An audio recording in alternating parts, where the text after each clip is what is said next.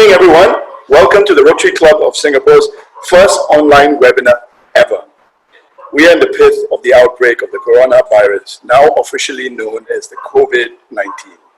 Today, we had to postpone our weekly vocational service and weekly club meeting. For today, Mee Lee, Vice President and President nominee of the Rotary Club, and our esteemed Community Service Director, Dr. Siew, who is the brainchild of tonight's webinar. Today's webinar is very special because we are privileged to have two of our guests here with us. We have Associate Professor Stephen Wee, medical epidemiologist since 1989, and he is in charge of surveillance and response during SARS and H1N1 influenza pandemic. And his professional interests are in the prevention medicines and field epidemiology. He is currently Associate Professor at the Siew School of Public Health at NUS and a Senior Consultant at the National Care for the Infectious Diseases. We also honored to have our Associate Professor Hsu Li Yang, is a specialist in infectious disease and currently Associate Professor in Siew Schools of Public Health at NUS, as well as the Luen Schools of Medicine. Okay, now let's get down to business. The coronavirus, as of today, has infected 45,000 people worldwide and about 47 in Singapore. More than 1,100 people have died from the disease and about 4,800 people have recovered. While the pace of recoveries among victims is outpaced death for more than a week, the rate of infection, however, has continued to soar, suggesting that the worst is still yet to come. In fact, the World Health Organization, WHO, has declared the disease represents a very grave threat to the world. Professors, how grave a threat is the COVID-19 to the world and especially to Singapore?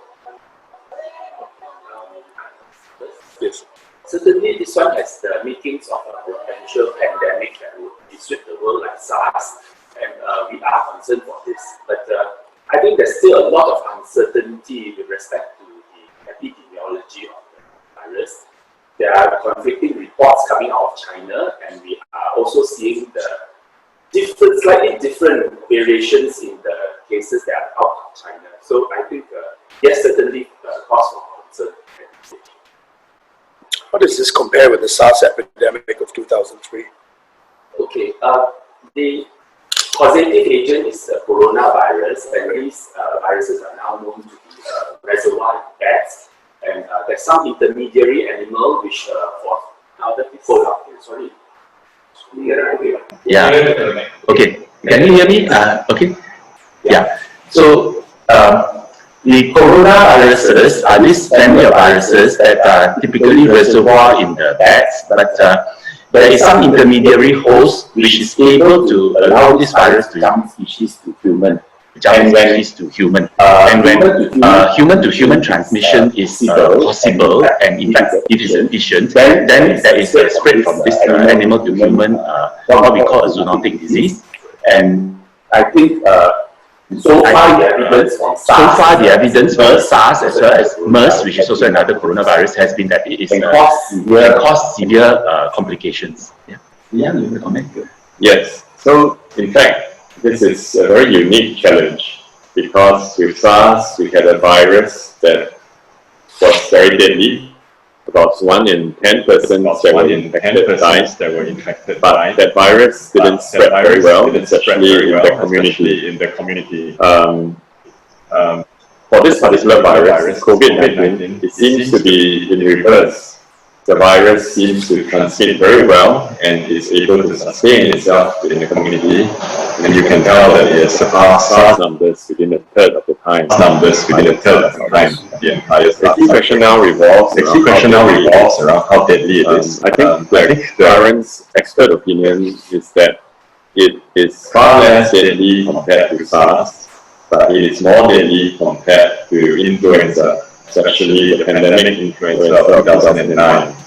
So if anything, it is more similar to the pandemic influenza of 1918, which is the Spanish flu, and that's where we are at present. So as my colleague said, there's still a lot of uncertainty. The mortality rate as well as the transmission rate. So having such a high, or having the infectious rate being so high that we know, human to human, and having to be able to sustain itself for so long. But the mortality and the symptoms are comparable to regularly flu. So is there a need for the massive hysteria over a particular new virus? I think with every new virus, with every new outbreak, the worry and the fear and the hysteria is normal, right? Because we respond to new threats. In this way, it's hardwired to us. In this way, it's hardwired to us, and sorry, no problem. And therefore, I think we see a lot of what is happening in China, in Hong Kong, in Singapore. That's part of the norm.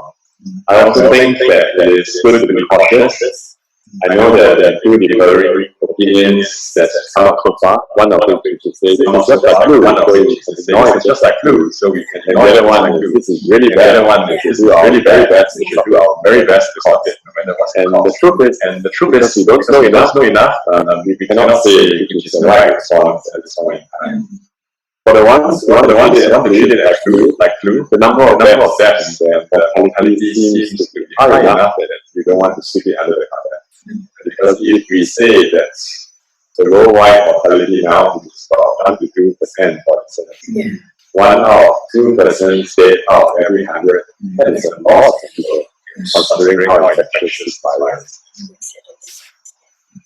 I just add that you asked, should there be hysteria? No, we should not have hysteria under any circumstances, but I can understand the anxiety and the insecurity that currently permeates the society. So, nonetheless, there's a lot of cause for optimism because Singapore, especially, we were the epicenter of SARS, and so this disease is in a way not unfamiliar.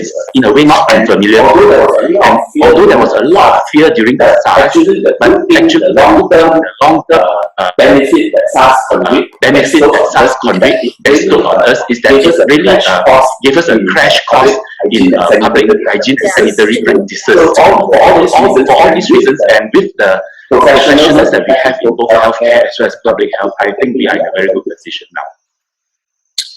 So the World Health Organization, WHO, in declaring the coronavirus public enemy number 1, also declared that there is a realistic chance of stopping the outbreak. Is there really a realistic chance? I think we have currently put itself a window of opportunity to try to stop the virus from causing far more harm than it can. How fast this window is going to close?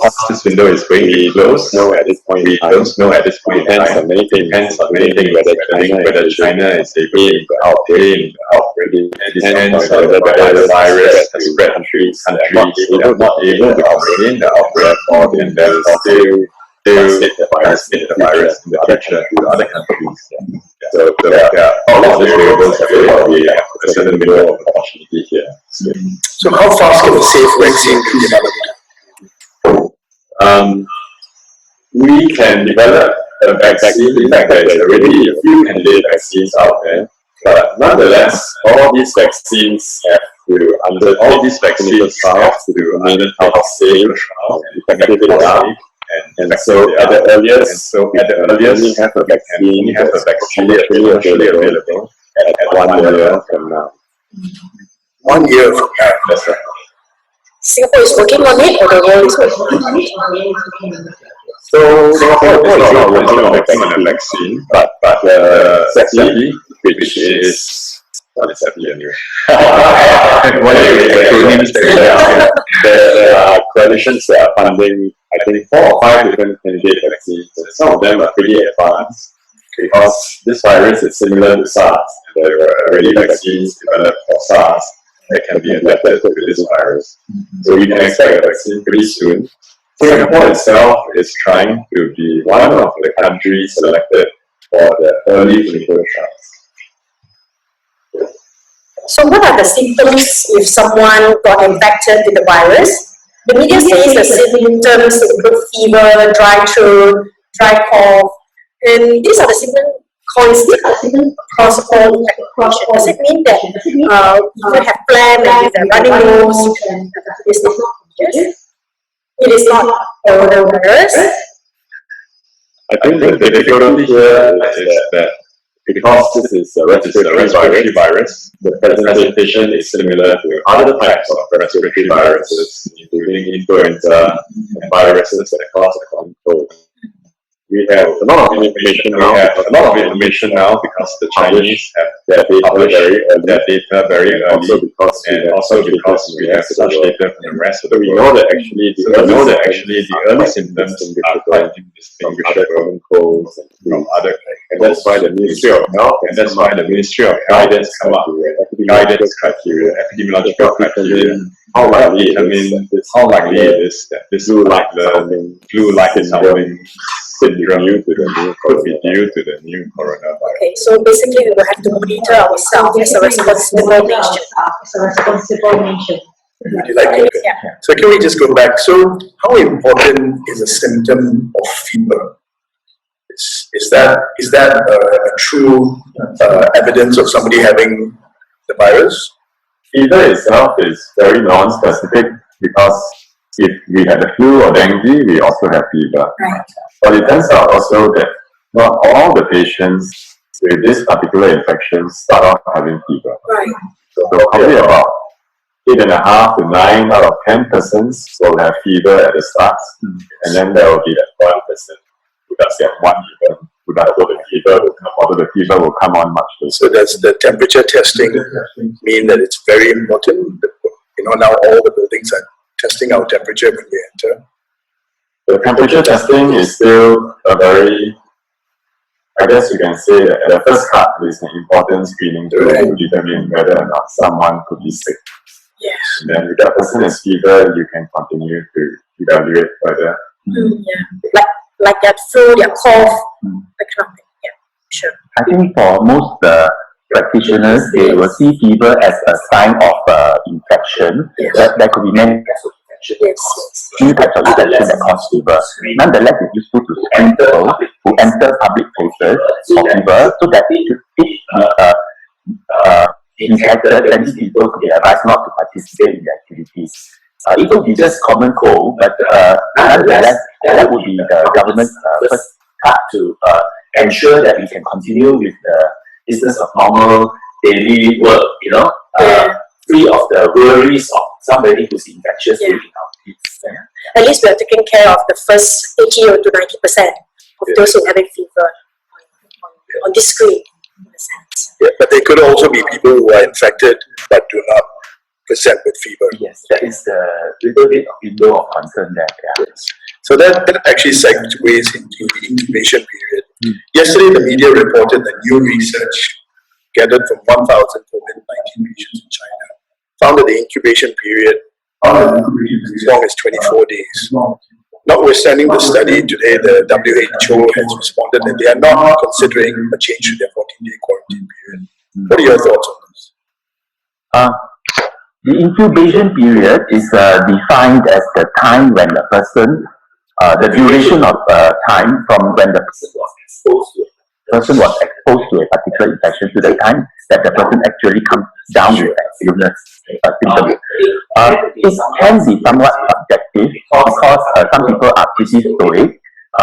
So what is coming out from China has been pieces of information, but we are not quite clear how solid this information is. So it has tremendous ramifications for downstream operations in the prevention and control. So I think we stick with what we know currently, but with this we will now seek for new evidence, and if it indeed established much longer the incubation period, then this will have impact on the way prevention and control is administered across the world. Yes. I can put it a slightly different way, which is that from the vast majority of the cases that have been published, the duration of the incubation period has been less than a week. So more than 99% of the cases have had a presentation of less than a week. Out of this 1,000 over cases, they had found a case where the incubation period seems to go on beyond 14 days to 24 days. But at this point of time, we are also not sure whether there was another exposure in between that they missed, and that would have brought the incubation period back within the shorter period. So as Stephen said, because the vast majority of cases all fall within 14 days, less than a week. The vast majority of cases all fall within 14 days, less than a week. Could you expand on that? What do you mean double? Is that a double exposure? I mean, if I was exposed to, I wouldn't say this group earlier, at my workplace, for instance, and someone there was diagnosed to have this COVID-19 infection, and then 20 over days later, I come down with that infection. It could be that I have been exposed to somebody else in between that was either not diagnosed or was diagnosed and I didn't know about. So in that case, I only remember the first case 20 over days ago, but not the other case that's later. So there can be some kind of a recall bias, if you like, when we think about incubation symptoms. So as far as now, 14 days should be sufficient for a quarantine period. Yes, that's right. So if I recover from my coronavirus flu, let's say, so does it mean that I won't be my immune system is actually stronger to fight to recover than before? Yes, you would have developed antibodies to this particular coronavirus. Yes. So the COVID disease for you, you have recovered, you'll be immune. Yeah. You touch on actually a very tricky issue, which is that we know that if you were infected, for instance, and you had symptoms, you will be immune for a long time. Yes. But for coronaviruses, the immunity is not aligned. That's why for the human coronaviruses, people can get it again and again. But while the outbreak is going on, that immunity will protect you for the duration. Oh wow! So I must stay strong with my immune system. For a long while, I mean, most likely you will be protected for a few years at least. Now the question is, are you protected for life? The history of coronaviruses seems to suggest that it will be for. And okay, what about like some media report says that coronavirus transmission is airborne. Is it true? And could you please explain if it is? Again, this is the type of information that's coming out that can be very alarming. Right. But we have seen the vast majority of the cases, and the way that they have through the contact tracing process identified, it is still by far a droplet spread. That is the main mode of transmission. So I think we still the verdict is still out of this airborne. Let me take one step backwards and try to explain to you what droplet and airborne. Yes. Yes. So droplet usually means that the virus particles are in little droplets that are above a certain size, and therefore these do not float in the air for very long. So within a very short period of time, they will land, and then they're no longer infectious. Okay. And typically the spread is therefore estimated to be within 1.5 meters at the most for droplets. When we talk about airborne, we're talking about the virus being in even smaller particles that can remain in the air for hours. And that's particularly infectious because these particles don't settle and they can drift to pretty far away. Like measles is considered airborne. And a person with measles, if I had measles and nobody was immune there, everybody would be infected. People downstairs would be infected. That's right. But if it was droplet, then you would be exposed, and then the people further would not be affected. So does it mean a drop? Sorry. How we know it is more droplet than airborne is that despite the large numbers of cases, what we have observed so far in terms of the clusters is more consistent with droplet and airborne spread. Just to add on Yes. droplet spread. Yes. Most of us think that wearing a mask is sufficient. Yeah. But because droplets, when a person coughs out, it can land on surfaces. So, for example, on an escalator or on a table, so that a person may no longer be around. You know, when we walk by, but because the virus is still in the droplet that is on the surface, we could potentially touch the surface, and through our hands, when we touch our face, actually get contact with the virus. So it is not necessarily a droplet immediately coming out from a person who's infectious, but it could be somewhere in the surroundings that we inadvertently come into contact with. Pardon me, I asked a very silly question, but I think this will be a concern too. Like, let's say this person coughed and actually left, and then I touch on it, the droplets, and I actually touch on my mask. I wear mask, and immediately when I reach home, actually remove my mask and I throw it away. Does it actually cause any danger for transmitting this virus? If you touch it with your hand, Yes. You would likely have along the way also touch your face, so your face. Right. So that's why hand washing is very important always, right? Yes. When you remove your mask, also you have to be careful. You don't remove it from the outside, because that's where the exposure would have actually been from any contaminated particles. So you should actually carefully remove it from the sides for just dispose it. There's been some complaints where people have found masks lying on the grass verge of their faces. So do you think it's actually good to wash hands first before we remove our mask? I think that's not really practical. Okay. But it's important to wash your hands maybe after you remove your mask and you do it, and to wash your hands often. Okay. I think the key now is that the number of cases in the community in Singapore is not great. It's like about 50 diagnosed cases as of today. Yes. And that means that on average, the person wearing the mask in the MRT or in the streets is not going to encounter the virus. Right. The chance is still very low at present. That's good. But having considered that, having low rates, but they are scattered. They are from different source of where they were actually transmitted from the past cases. How do we guard ourselves from that case? Actually, it's a matter of managing risk, right? We can never be certain whether we would a chance come into contact with someone who has that. Like my colleague Yang has mentioned, in the current circumstance, most of the infections can be traced to specific clusters where activities have occurred. Yes. But I think as this next wave of infections start to take root in Singapore, there may be community acquired infection, right? So the standard hygiene that we should observe, respiratory etiquette, washing hands, will apply. And I would also at this juncture like to encourage people, if you have a limited supply of masks, you should use them judiciously, because this is going to be a pretty long haul, okay? We are just seeing the early days of this outbreak. So if you extend all your supply now, when it really gets into the community, if it gets into the community, we are in trouble. Right, agree totally with you. Don't hog the mask.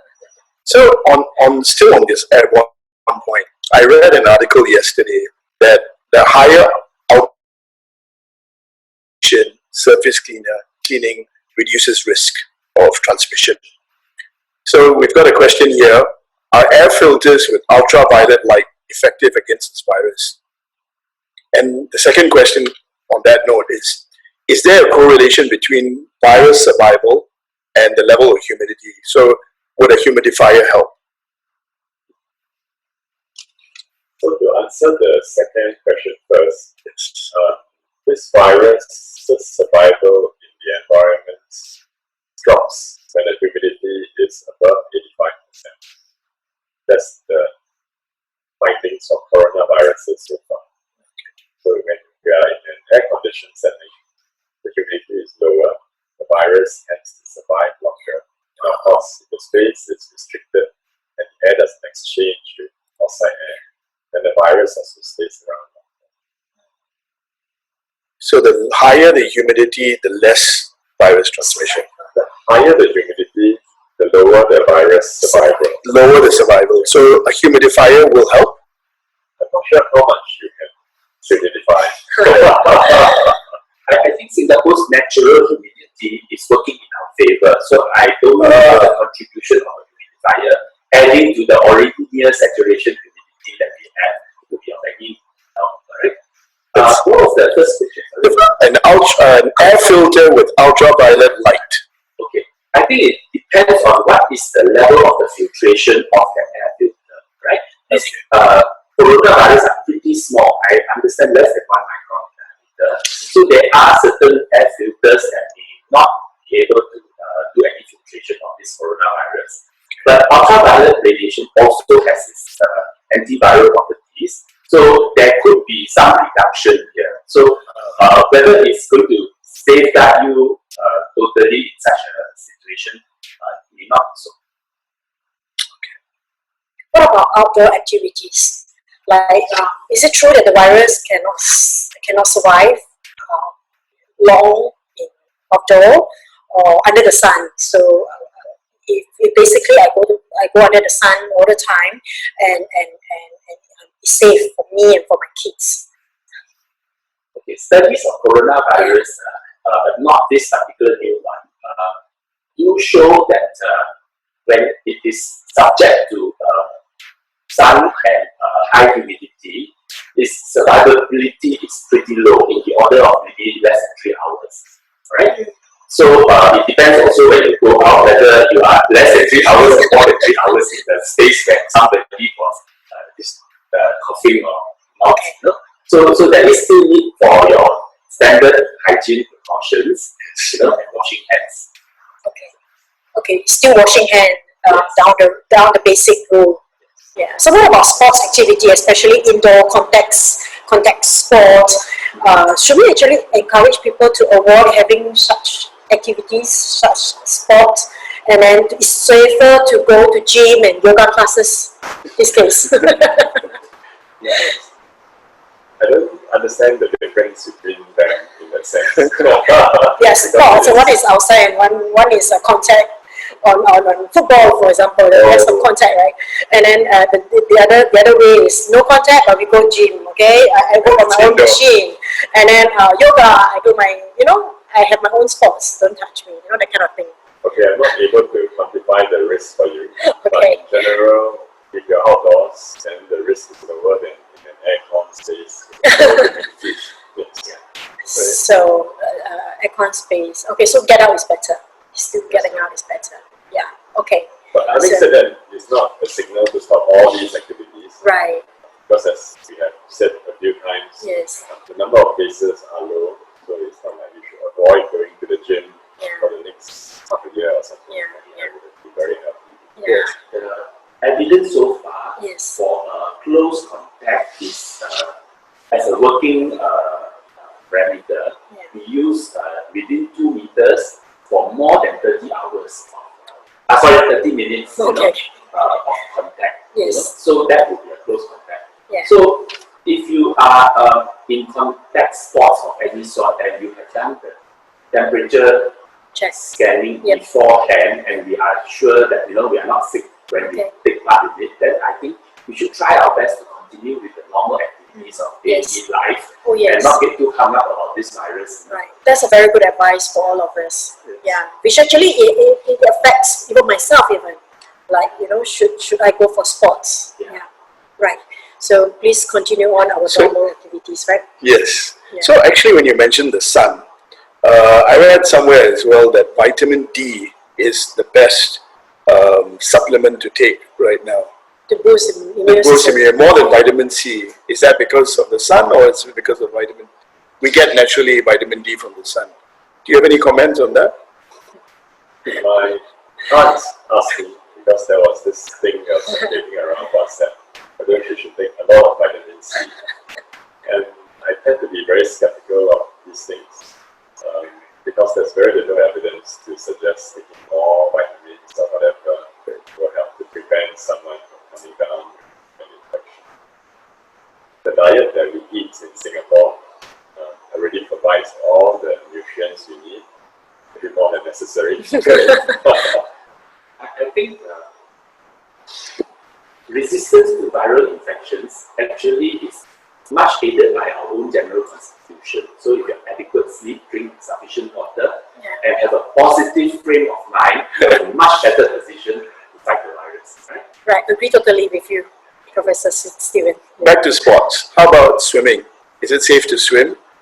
Does the virus transmit in water? Because we've heard some conflicting advice. Some say stay away. Some say the chlorine will kill the virus. What do you think? Okay. I think that the swimming itself is not the issue, because I think the dilution factor of the water and all that is so much.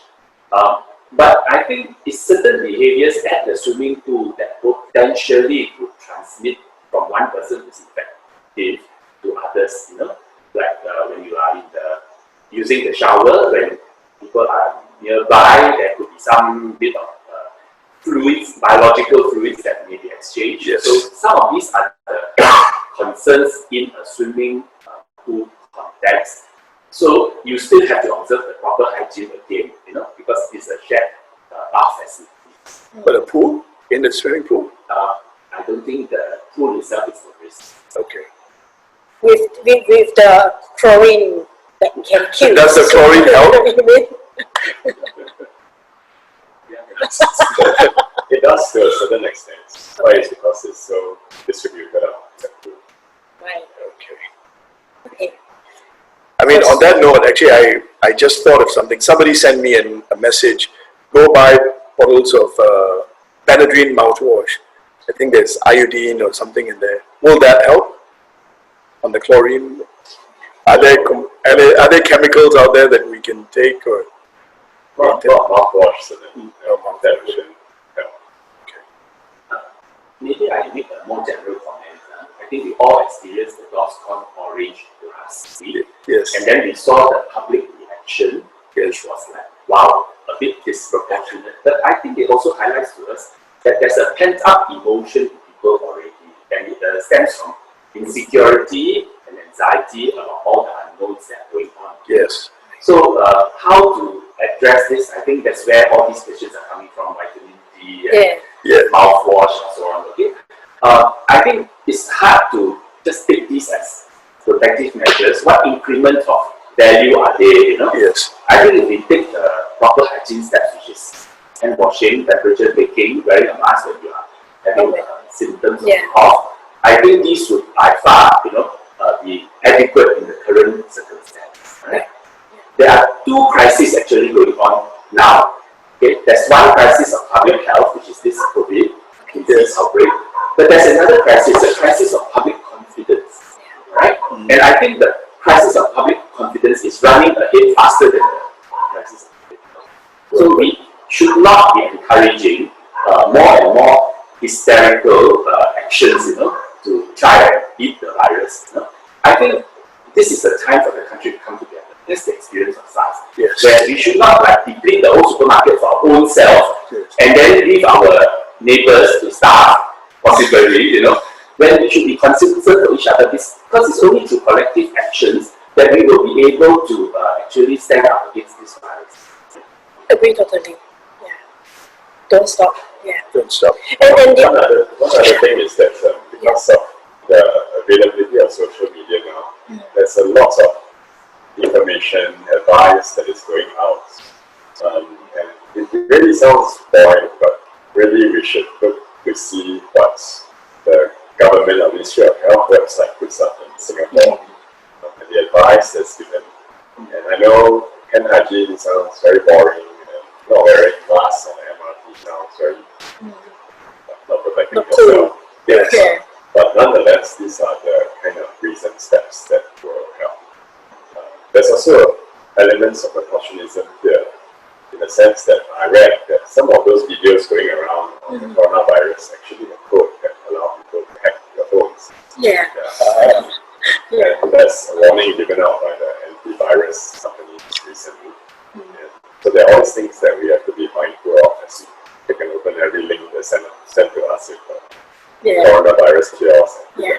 Then actually the confidence comes in. Yes. How our government is combating this war in a sense. So you mentioned if you are not feeling well, you have a cough, wear a mask. But if you are well, you don't need to wear a mask. Can you elaborate for our viewers?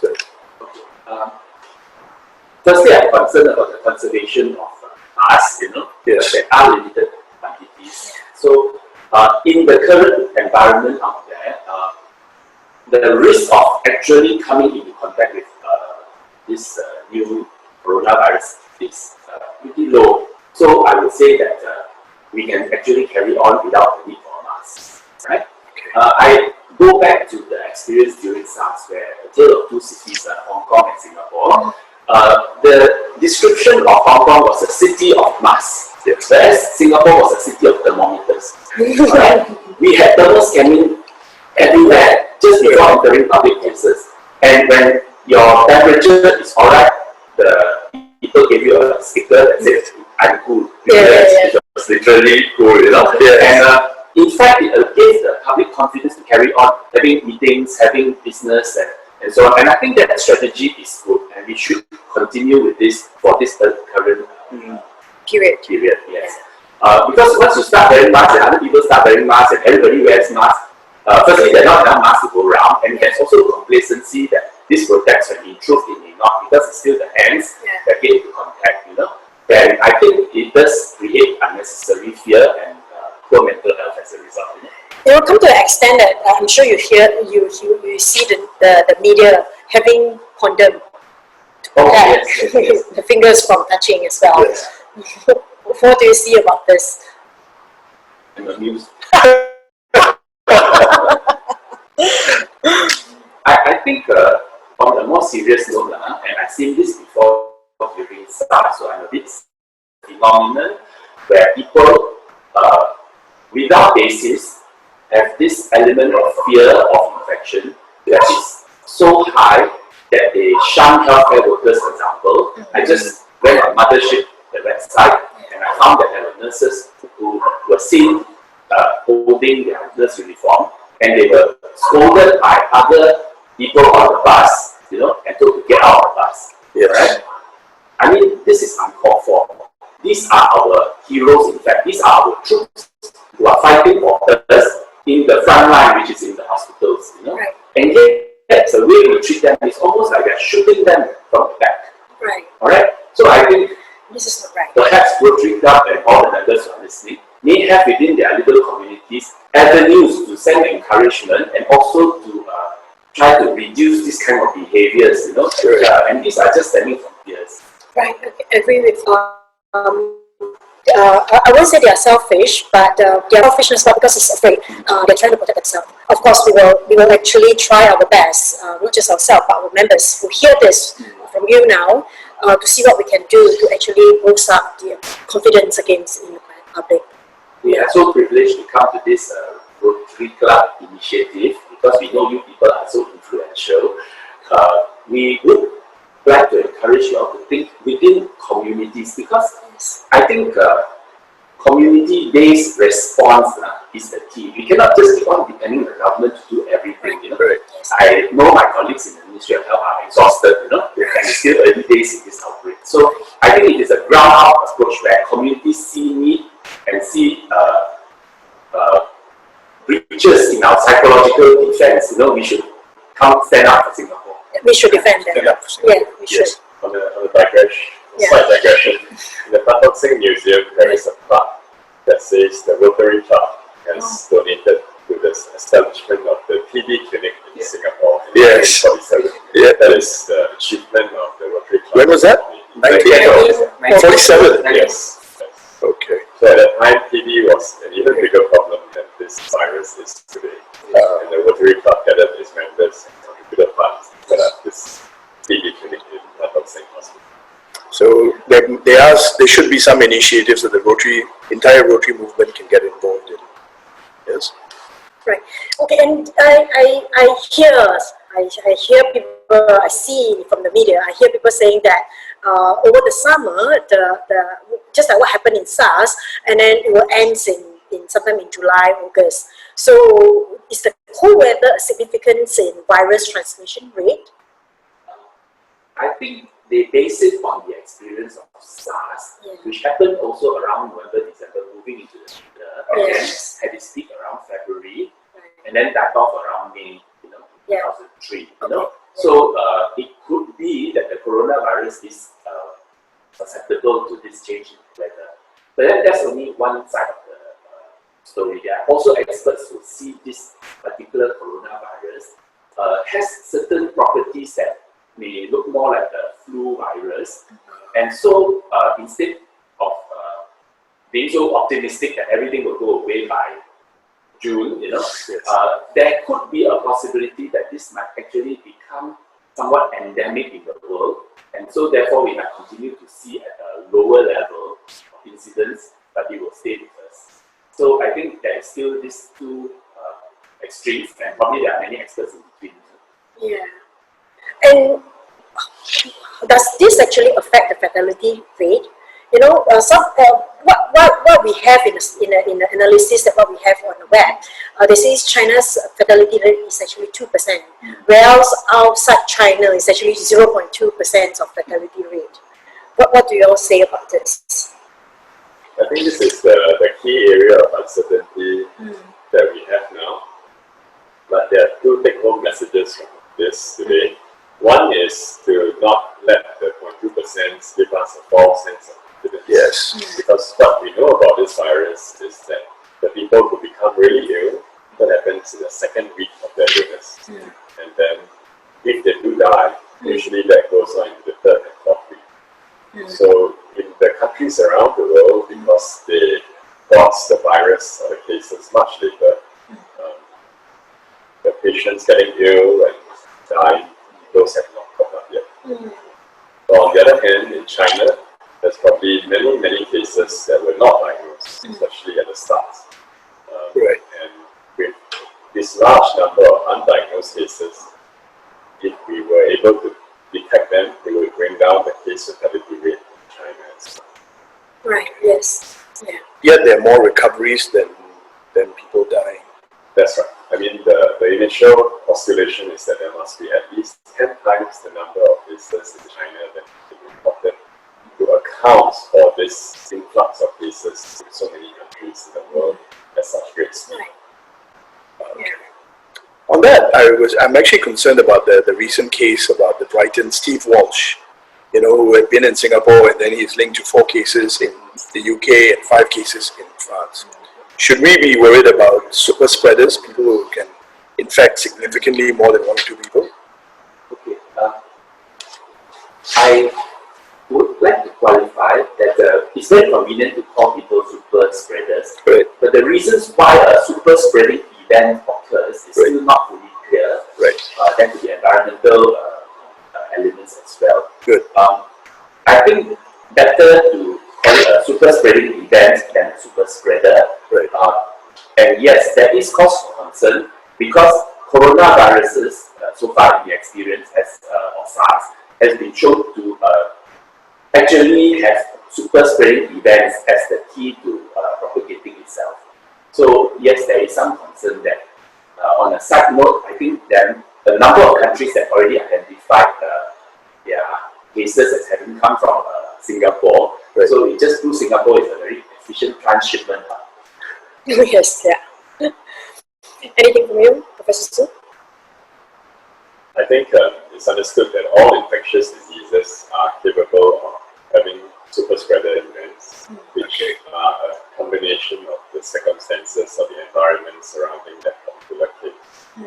So in this particular instance, because the Englishman traveled to many different places and met many different people, he was able to pass the disease on to France and back to UK as well. Right.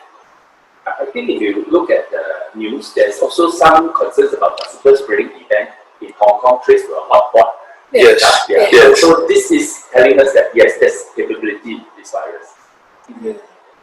So for example, like in Singapore right now, the DORSCON Orange has resulted in many big events has been cancelled or some has been postponed. And then when might we actually expect this back to normal? And on the other hand, when would this level up to DORSCON RED? And how does this going to change our daily routines? And what is our expectation in this? The DORSCON system of colors is just the government traffic light telling members of the public what to expect. A lot of inconvenience or little inconvenience. You know? Because the actual measures would be to control it very much depend on the nature of the disease. And I think for this particular instance, how successful China is in containing this disease will factor very much whether there will be continual introduction of new infections into the rest of the world. So it's still anybody's guess whether we could go into DORSCON RED if we get some super spreading event compounded by perhaps even worse news coming out of the medical research. But on the other hand, there's also possibility if summer kicks in and this sun just becomes attenuated, that we could quite quickly move to yellow as well, right? So I think even that, we have different, kind of like situations that could give rise, that we discussed, that could lead to red or could lead to yellow. Perhaps you can share with us on that. We elaborate on that. We'll be very interested to know the situations that move us to red or move us back to yellow. In your view, I think red happens if there are many clusters of cases all over Singapore that the Ministry of Health is not able to link back to another case, for instance. So if there are a lot of this transmission that happens to the detected, then clearly we cannot think about trying to contain it the same way anymore. By DORSCON RED, I think what we will go into mitigation more to just cut down the number of cases as far as and avoid stress to the healthcare system and ability. how would that affect our daily routine if we go into DORSCON RED? That would depend. I think even with the most experience in this, but some of what has been done in the past, for instance, was to stop crews from happening, right? Yeah. Actually, it's a pretty grave scenario when we ever go to DORSCON RED, because Singapore is so dependent on our connectivity as our lifeblood, and the activities of business and daily living that are required for us to sustain ourselves. Yes. So when we go into RED, and bear in mind, we've never gone into RED even during the SARS period. Yes. So if you do go into RED, I think it will be a totally new dimension of experience that we are yet to see how it plays out. All right. Now, having said that, I would also like to put some reasons why we might not go that direction, but into yellow. There could be the way it is showing up, okay, that it is milder than SARS, and it may even be, in terms of risk, as simple as the normal flu. So if, let's say, the evidence that the disease evolves show that most people who acquire the infection actually acquire very mild symptoms, and it's still compatible with normal daily activities, then I think there's every reason to go to the yellow. All right. So there is still a lot of uncertainty that underlies which direction this color will go into. Will that help to go back to yellow? Certainly that will help. Yeah. Time we open up questions to our viewers. We've got quite a few. I see we have got about 12. But the one that's right on top is, what is the position on payments for the medical treatment? Who is footing the bills for both Singaporeans and foreigners in Singapore? Okay. The Ministry of Health has a certain policy that if it uses the Infectious Diseases Act, which is a piece of legislation that the government of Singapore has, then it will have to provide for the cost of the hospitalization that's required under the law. All right. So because I'm not in the Ministry of Health currently anymore, I would not be able to be quite sure exactly how this applies to foreigners. Singaporeans. But as I recall, it also applies to foreigners. So as long as the Infectious Disease Act is used to impose treatment or isolation on a person, that person's bills are covered by the state. Yeah. We've got another important question. From one of our, two of our Rotarians. Any advice for protecting more people exposed to people like infants, Yeah, the elderly, and how do pregnant women protect themselves and their unborn babies? So, what is interesting about this virus and SARS is that the number of children affected not to be very high. They are also not very low compared to the thousands that have been infected in China so far. So this is only a population, but the thinking is that children do not have such severe disease for reason, which is the silver lining on this whole outbreak. So for pregnant women, they belong to a vulnerable group, although we don't have any real data on pregnant women so far exposed to the virus. That's a little bit more of a social distancing for them. Is there a particular age group that are most susceptible? From the data that's coming out of China, it seems that the elderly and those with more comorbid conditions are the ones who are more likely to get critically ill and to die. I mean, you will find the cases of deaths in young people with no medical problems, like the young doctor Luen that's causing such a stir in China now. But in general, they are the minority, and the ones that have become critically ill and died are the elderly or those with many different types of medical conditions. Elderly to be the most susceptible because of there could be other illnesses that could affect them right after, something like pneumonia itself. That's right. Yes. Okay, we're just going to go through the questions, and most of them I think we have covered. Do you need to change masks daily? So do you need to if you reuse your mask, can you reuse it? Or? Can we wash it and reuse? Yeah, so there is this video in Hong Kong about this legislator steaming her mask, right? and I think the problem with steaming or putting the mask in the microwave oven is that the mask get damaged during the process and they are no longer as protective. So ideally, we do not recommend reusing masks, especially if they become wet, because then they stop being that protective.